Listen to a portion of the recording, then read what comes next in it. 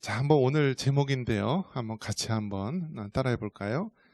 가정과 하나님 나라의 큰 그림. 요즘에는 이 맞벌이 부부하는 이 사람들이 많다라고 합니다. 그래서 이제 남자들도요, 집안에서 얼마나 많은 가정 일을 해야 되는지 모릅니다. 왜냐하면 그만큼 여자들이 나가서 일하기 때문에 남자들도 집에서 많은 일들을 이제는 서슴없이 해야 될 시대가 되었습니다. 특히 이제 명절 때가 되면은 아직도 민족 대이동의 날이기 때문에요. 많은 사람들이 시댁에 가고 또 친정에 가면서 이렇게 고향을 오고 갑니다. 근데 요즘에 새롭게 나타난 이 특성이 뭐냐면 이제 일하는 여자들, 특히 이제 공무원들이나 또 여러 이제 사람들이 있으면 명절 때마다 서로 당직을 쓰려고 여자들이 막 이렇게 아우성이라고 합니다. 왜 그렇습니까? 그만큼 명절이 여성들에게는 힘들고요. 생각만 해도 그냥 머리가 지근지근 아프다라는 것입니다.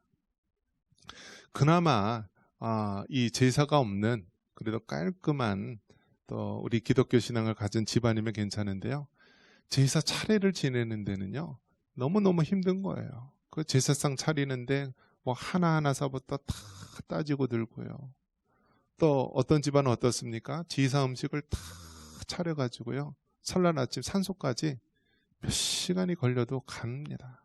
가서 차례상 이렇게 해놓고 하는데요. 그 생각만 하면은 명절날 당직 쓰는 게 아주 너무나 꿀보직이고 너무 좋다라는 것입니다.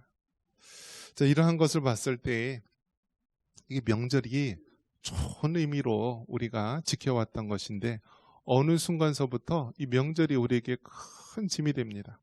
그래서 이제 부모님 다 이제 돌아가시고 나이가 들면은요, 이제 자녀들이 고향으로 안 가고요, 해외로 간다라고 합니다. 저기 여행 간다라고 합니다. 자, 그런 가운데 가정이 우리에게 주는 그런 포근함과 안락함도 있지만 또 가정으로 인하여서 우리에게 무거운 짐이 되고 또 아픈 상처가 있는 것이 바로 우리의 현실이기도 합니다. 그러한 가운데서 우리가 가정과 이 하나님 나라의 큰 그림을 그려보면서 오늘 말씀을 살펴보고자 합니다. 먼저 믿음이 작은 자들아 라고 오늘 성경에서 말씀하고 있는데요. 우리 30절 말씀 한번 읽어볼까요? 30절입니다. 오늘 있다가 내일 아궁이에 던져지는 들풀도 하나님이 이렇게 입히시거든 하물며 너일까 보냐. 믿음이 작은 자들아. 아멘. 여러분, 이 가정이라는 곳이요, 완벽한 곳이 아닙니다.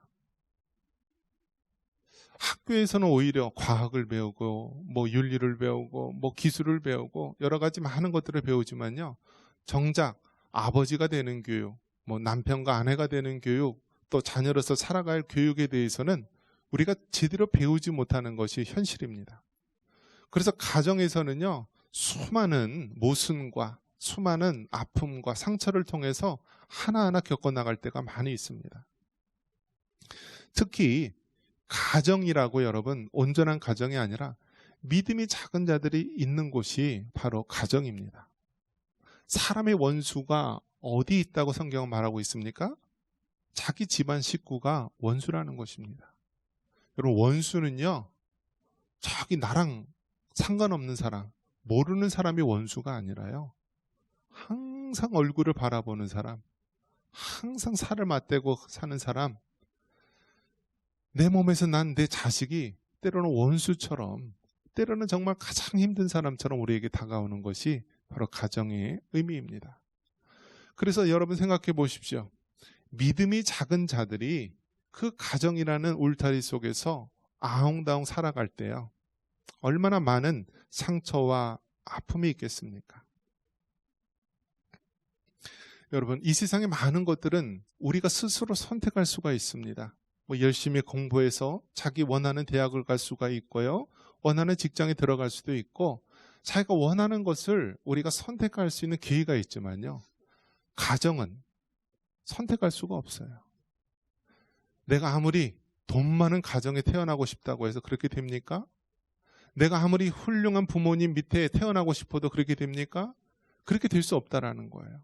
가정은요, 우리가 태어나 보니까 이 가정이고, 태어나 보니까 이러한 부모님 밑에서 태어난 것이고요. 다 이런 가족 속에서 산 것입니다.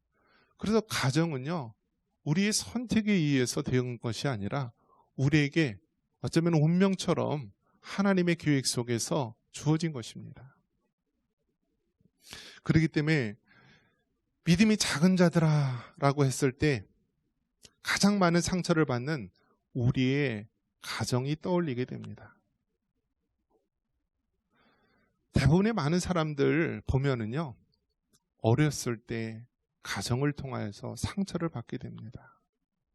심지어는 여러분, 이 어렸을 때 성폭력과 이런 가늠 문제를 당하는 것들이요, 모르는 사람 당하는 것이 아니라요, 우리의 가족, 우리의 친족, 우리의 가장 가까이 있는 데서 이러한 상처들을 받게 되는 것입니다.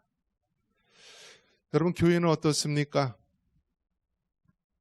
교회에서 신앙생활을 아무리 우리가 열심히 하고 잘한다 할지라도요, 그 교회에서 신앙하는 모습을요, 가정에게까지 이끌어 간다면 그것은 정말 훌륭한 신앙의 사람입니다. 어떤 사모님이, 교회 목사님 사모님이요, 집에서 안 자고 이제는 교회에서 자려고 이불을 챙기고 교회로 간다라고 합니다. 왜 그러냐 그러니까 교회 목사님하고 가정의 목사님하고 너무 달라서 교회에 있는 목사님하고 같이 살고 싶어서 이불을 챙겨서 온다라고 합니다. 그러니까 여러분, 하나님의 말씀대로 살려고 하는 목사님들조차도요, 교회에서, 가정에서 그렇게 일관된 한결같은 신앙의 모습을 유지하며 살아갈 수 없는 것이 우리 연약한 인간의 모습이기도 합니다. 그래서 믿음이 작은 자들이 모여 사는 곳, 아무리 신앙생활을 잘하는 그런 사람이라 할지라도요, 이 가정이라는 울타리 속에서 가장 많은 상처를 받는 것이 우리의 가정의 모습입니다.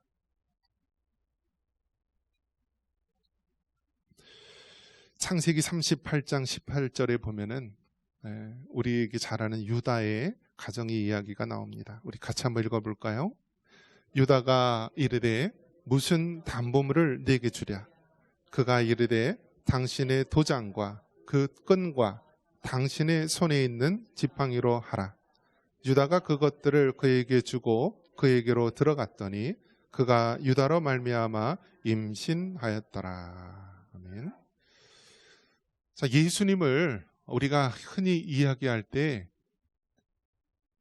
우리가 다윗의 자손, 또 우리가 유다 지파, 그렇게 이야기를 합니다. 이스라엘이 북이스라엘과 남유다로 나뉘었을 때도요, 북이스라엘은 아수리에서 멸망하고 남유다는 끝까지 남아서요, 바벨론에 의해서 멸망을 당했는데요, 이스라엘의 그 대표적인 말을 우리가 유다라고 합니다. 그리고 우리가 그들의 후손들을 유대인, 유다 족속, 그렇게 이야기를 하죠. 오늘 본문이 그 유다에 대해서 이야기하는 것입니다. 야곱의 12아들들 중에서요, 유다 지파를 하나님께서 택하셨고, 이 유다 지파에서 바로 예수님의 족보, 그 거룩한 예수님이 나오게 되는 것입니다. 그런데 유다 보면은요, 오늘 본문의 상황이 어떤 상황이냐면, 유다가 그 며느리 다말을 통하여서 임신을 하는 그런 장면이 나옵니다. 무슨 집안이죠? 콩가루 집안이죠. 콩가루 집안. 여러분 생각해 보십시오. 어떻게 시아버지하고 며느리 사이에서 아이를 임신했어요. 오늘 그 얘기를 얘기하는 거예요. 아니, 거룩하신 하나님, 거룩하신 예수님의 집안에 어떻게 이런 이상한 족보, 콩가루 같은 그런 족보가 나올 수 있느냐. 이것이 바로 죄성을 가진 우리 연약한 인간들의 모습입니다.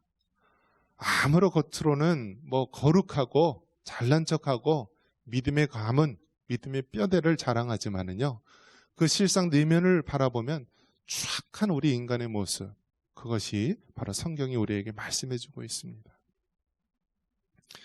그 당시 이 12 아들 중에서요, 유다가 바로 그 믿음의 계보를 잇고요, 그 안에서 우리가 잘 아는 갈렙도 유다 지파죠. 또 다윗도 유다 지파고요. 또 예수님이 그 유다 지파에서 나오게 되는데요. 그 당시 유다의 세 아들이 있었습니다. 엘과 오난과 셀라라고 하는 세 아들이 있었습니다. 그런데 이 첫째 아들이요, 악한 거예요. 그래서 하나님이 쳐서 데려갔어요. 여러분, 하나님이요, 봐서 기회를 줍니다. 그런데 계속 버팅기면 어떻게 하죠? 그냥 빨리 데려가는 경우도 있어요. 자, 둘째 아들 오난. 이 오난이요, 그 당시에는 형이 자손이 없이 죽게 되면은요, 계대 결혼이라고 해가지고요, 그 동생이 그 당시 이제 형수가 되겠죠. 이 자손을 잇기 위해서 형수에게 들어갑니다. 그래서 자손을 잇게 하는 거예요. 자식을 낳으면은요, 내 자식이 아니라 바로 낳은 자식이 형의 뒤를 이어서 그 계보를 잇게 되는 것입니다. 근데 이 둘째 아들 오난이요, 어차피 태어나도 내 자식이 될 게 아니니까요, 형수랑 이 들어가서요, 성경에 보면은 마지막 순간에 땅에다 설정을 한다라고 합니다. 하나님께서 그의 악한 일을 보시고요, 그도 바로 데려가서 죽게 됩니다. 여러분, 우리 하나님은 무소부재하신 하나님, 어미하신 하나님이에요. 이불 속 사정까지 다 아시는 분이고요, 땅에다 설정하니까 바로 데려갔어요. 첫째 아들, 둘째 아들 죽고요, 마지막 셋째 아들 있으니까 유다가 무슨 생각이 들겠어요? 아, 이러다가 셋째 아들까지 다 죽겠구나. 그러면서 그 며느리 다말에게, 야, 친정가 있어라. 이 셋째가 클 때까지 기다려라. 그러는 가운데 이 유다도요, 자기 부인이 이제 죽게 되고 혼자 남게 됩니다. 근데 여러분, 사람은요, 근본이 죄성을 가진 인간이에요. 예수님을 믿어도요, 하나님의 은혜가 그 사람을 붙잡지 않으면요, 한순간에 타락하는 것이 죄된 우리의 모습입니다. 이 유다가 첫째 아들, 둘째 아들 죽고요, 자기 아내까지도 죽자 이제 장례를 치르고 쓸쓸한 마음이 생겼어요. 그러다 어떻게 되죠? 이 육적인 본능에 이끌려서요, 잠시 잠깐의 잘못을 하게 되죠. 그래서 어느 지역에 가게 되는데요, 이때 다말이요, 이 창녀의 분장을 하고 그 시아버지에게 다가갑니다. 그러면서 결국 이제 자신의 모습을 감추면서 잠자리까지 하게 되는데, 그 약조로 무엇을 받냐면은 오늘 본문에 나온 것처럼요, 끈과 또 도장과 끈과 이 지팡이 세 가지를 약조로 줘서 나중에 이것을 통하여 양이나 제물로 받을 수 있도록 약조를 한 것입니다. 자, 어쨌든 하나님은요, 놀라우신 하나님이에요. 한 번 잠자리 했는데 어떻게 됐을까요? 임신을 했어요. 근데 임신을 했는데 한 명일까요? 쌍둥이를 낳았어요. 바로 놀라우신 하나님이 시기인데요, 다말이 임신했다는 소식을 듣고 이 유다가 분명히 첫째 아들, 둘째 아들이 다 죽었고 홀로 있는데 어떻게 임신을 했나 하면서 그 며느리를 잡아다가 불사를 하고 이야기를 합니다. 그랬더니 며느리가 바로 이 물건의 주인 때문에 내가 임신했습니다 하면서 그 증자로 준 도장과 끈과 지팡이를 줍니다. 그래서 결국 이 유다가 자기가 잘못했음을 깨닫게 됩니다. 그래서 여기서 난 이 자녀가 바로 베레스인데요, 베레스와 세라, 이 쌍둥이를 낳게 되고, 이 베레스가 바로 예수님의 계보에 들어오게 됩니다. 여러분, 이것을 봤을 때 무슨 생각이 듭니까? 믿음이 작은 자들아, 믿음이 작은 자들아. 하나님께서 아브라함을 택하였고 이삭을 택하였고 야곱을 택하였고 야곱의 12아들 중에서 유다 지파를 택하였는데 그 잘난 유다 지파 중에서도 이렇게 보면 콩가루 지방 같은 모습이 있는 것이 우리 인간의 모습입니다. 그래서 여러분, 정말 하나님 앞에 겸손할 수 있기를 바랍니다. 우리 믿음의 연조가 몇 대고 내가 교회 몇 년 동안 섬기고 그런 것 자랑할 거 하나도 없습니다. 다 한순간에 어떻게 된다고요? 훅 하는 것입니다. 하나님의 은혜가 여러분을 한순간 잡지 않으면요, 여러분 정말 콩가루처럼 됩니다. 그러면서 여러분, 이 31절에 보니까 자기 위로를 바라는 우리 인간의 모습을 보여줍니다. 우리 31절 같이 한번 읽어볼까요? 31절입니다.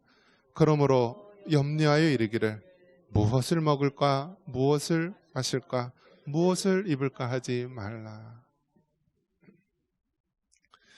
사는 게 너무 힘드니까, 또 가정에서 너무나 많은 어려움을 당하니까요, 사람들은 자기 위로를 바랍니다. 아, 나는 너무 살기가 힘들다. 나는 왜 이런 가정에 태어났을까? 나는 왜 이런 집안에 며느리로 왔을까? 왜 나의 가족은 이렇게 항상 고통과 괴로움을 안겨주는 것일까 하면서 사람은 고통과 괴로움이 있을수록요, 뭔가 자기 위로를 원해요. 그것이 인간의 본성의 모습이기도 하죠. 그런데 이 자기 위로가 너무 과하다 보고 또 잘못된 방향으로 가다 보니까요, 그것이 바로 타락의 길로 들어서는 것입니다. 여러분, 세상이 주는 자기 위로가 무엇이 있죠? 술이 있습니다. 담배가 있고요. 이제는 그 대마초, 마리화나도 이제는 풀어줘요. 의료용으로 해서 풀어줘요. 또 스포츠, 유럽이라든지 영국 같은 데는요, 이 축구 시즌이 되면은요, 교회 문을 닫는다라고 합니다. 이제는 스포츠가요, 사람들에게 주는 위로로요, 자리 잡고요, 사람들 마음을 쏙 빼놓습니다. 도박은 어떻습니까? 지금도 뭐 태백이라든지 뭐 유명한 그 관광지에 가면은 도박을 버젓이 나라에서 합법적으로 하지 않습니까? 그 근처에 가면은 다 전당포가 있고요, 다 돈을 빌려서 하는 데가 있고. 이 세상 사람들은 이 사는 게 너무 힘드니까요, 자기 위로를 세상이 허용한 그런 것으로 채우려고 합니다.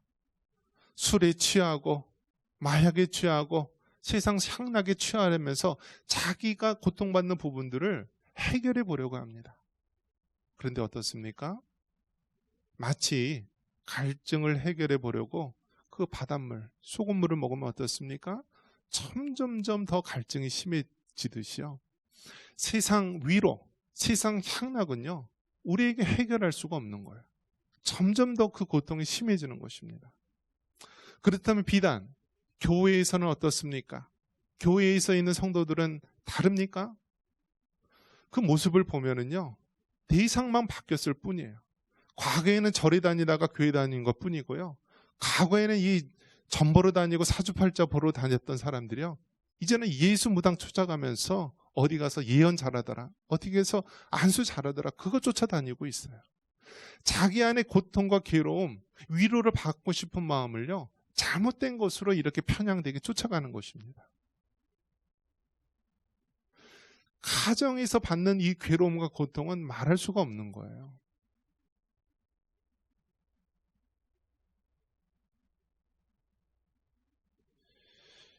우리나라가 OECD 국가 중에서 뭐 안 좋은 곳도 1순위가 많아요. 그중에 이제 이혼율이 높은데요, 어느 순간서부터 이혼율이 낮아지기 시작했다라고 합니다. 그래서 사람들이 정신 차리고 잘 사나 봤더니 이제는 아예 젊은 세대들이요, 결혼을 안 하고요, 혼인신고 안 하고 그냥 산다라고 합니다. 그래서 동거하고 살다가 그냥 안 맞으면 헤어지는 것. 그래서 이혼율 자체도 안 잡힌다라고 합니다.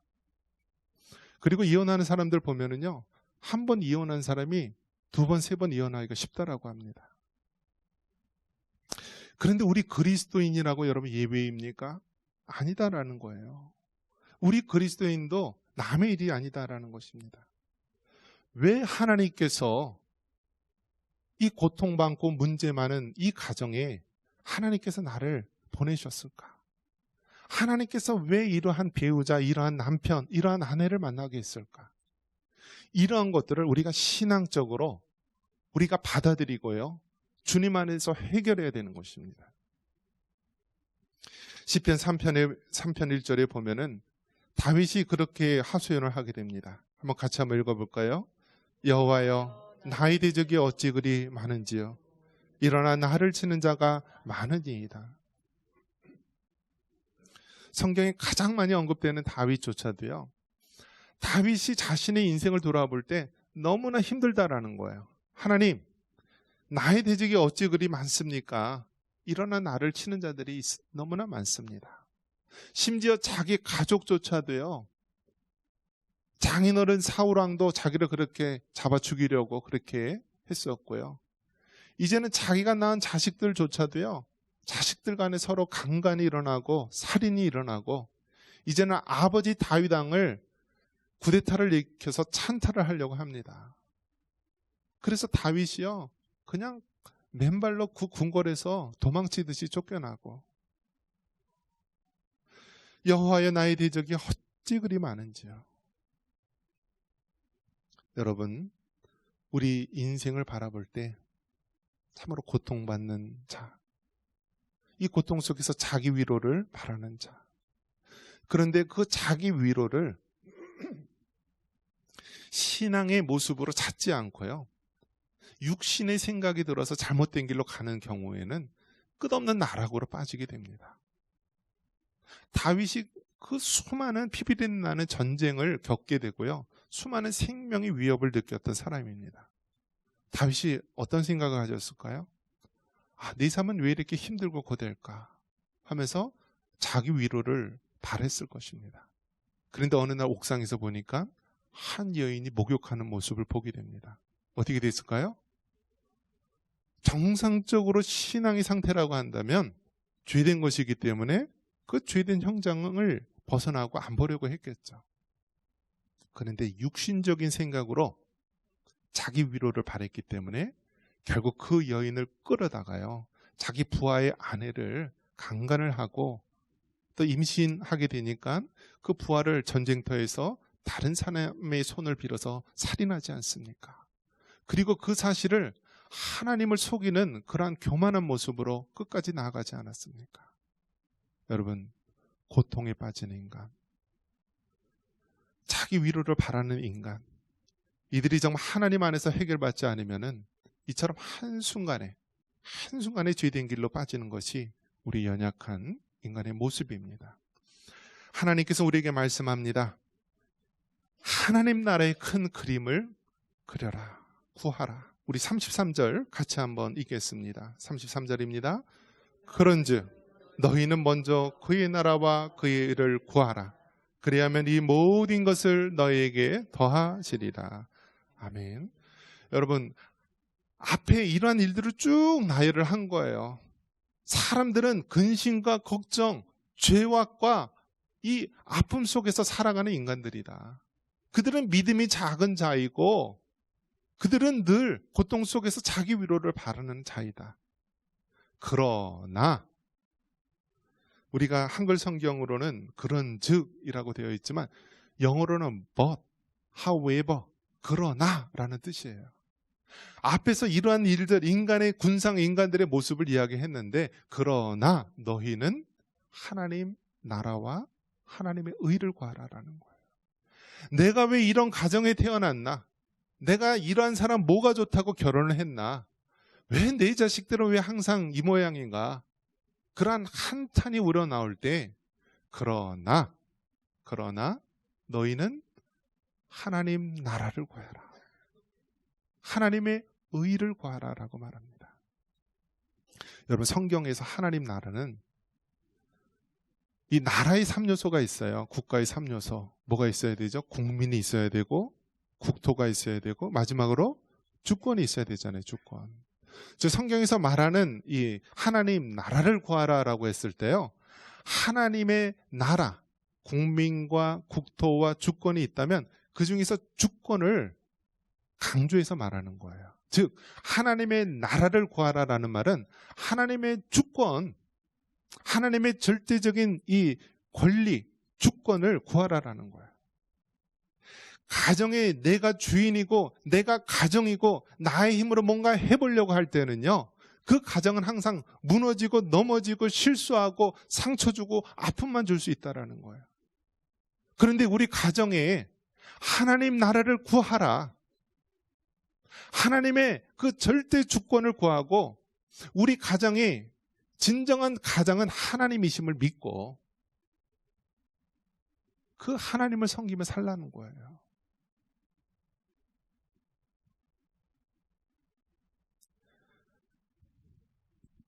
여러분, 사람의 심리가 얼마나 간사하고 사악한지 모릅니다. 바람 피는 사람들 보면은요, 남자들 보면은 그 아내가 못생긴 줄 알아요. 그런데 바람 피는 사람들 그 아내를 보면은 다 이쁘고 잘생긴 부인을 뒀어요. 그래서 어떤 이야기를 하냐면 외도의 심리학인데요, 김태희 같은 아내와 살면서 전원주 같은 사람하고 바람나는 것이 바로 외도의 심리다라고 얘기합니다. 뭐 누군지 다 아시죠? 김태희 같이 이쁜 아내를 두고 살아도요, 전원주 같이 막 그러한 사람하고 바람나는 것이 외도의 심리다라는 거예요. 그러니까 여러분, 부부끼리요, 그 맞추는 게 얼마나 힘들어요. 아내가 남편 맞추는 게 얼마나 힘들어요. 남편이 아내 맞추는 것도 힘들어요. 그럼 여러분, 그 방법이 무엇이 있겠습니까? 단 하나, 하나님께로 맞추는 거예요. 내가 다 양보하고 내려놓더라도 내가 하나님께로 한 걸음 나아가고요, 또 나의 배우자도 하나님께로 한 걸음 나아가고, 이렇게 한 걸음 한 걸음 한 걸음 나아가다 보면은 결국은 하나, 바로 하나님, 우리 하나님 안에서 만나는 것입니다. 우리가 가정 가운데 이 어려운 문제를 해결하기 위해서는요, 상대방 비위 맞춘다고 해결되지 않아요. 자식들 비위 맞춘다고 해결되는 게 아니에요. 우리가 더 하나님께로 가까이 나아가고 우리 가정이 하나님 나라를 구하고 하나님 의를 구하면은 바로 어느 순간 우리는 하나님이 원하시는 그런 믿음의 가정이 될 것입니다.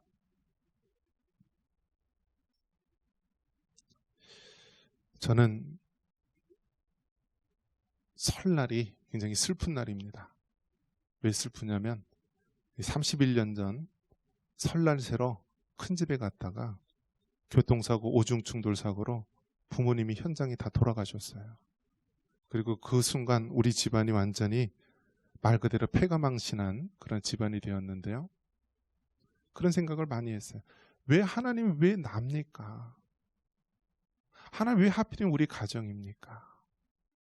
왜 하필이면은 우리 집안에 이렇게 어려운 일이 생깁니까?